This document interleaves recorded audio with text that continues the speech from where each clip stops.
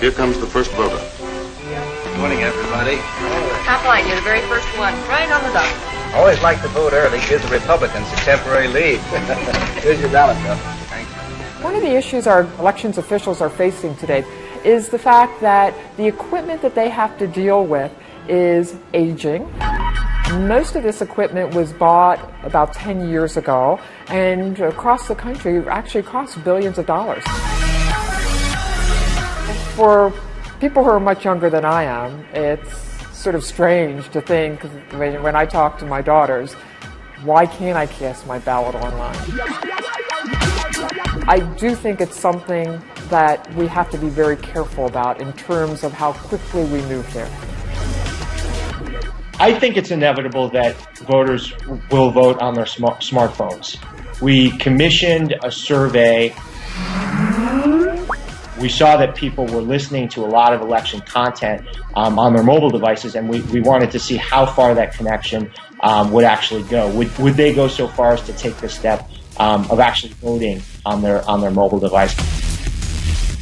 And the most interesting and probably the coolest finding was that 60% of smartphone and tablet owners would cast a presidential vote via their mobile device. I think it's too early to move to online or mobile voting. We don't know how to secure it, and some experiments that have been done have led to cautionary results. For example, the District of Columbia did a test election in which they challenged researchers and the public to try to break in and disrupt the election. And the result was a disaster, that researchers were able to completely take control of the voting servers, unmask the votes, change the votes. I believe these problems are not insurmountable. It would increase participation if we move voting to the 21st century, where we bring it online and into people's hands through their mobile devices. But I'll ask you this, is the voting we have right now 100% free of problem, free of voting fraud? No. To what degree of being inaccurate are we willing to sacrifice the convenience or the ability for more people to participate?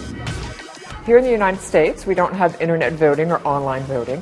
What we do have is through an act of Congress a few years ago, we have online balloting. But again, that's not voting. That's accessing a ballot, marking a ballot, and printing it out and mailing it in.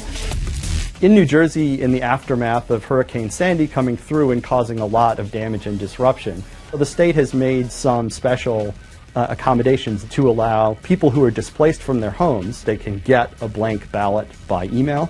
Although I have mixed feelings about it, I do think it's a reasonable accommodation given the extraordinary circumstances. But I still think that in-person voting is going to be the main mode of voting for Americans for the foreseeable future.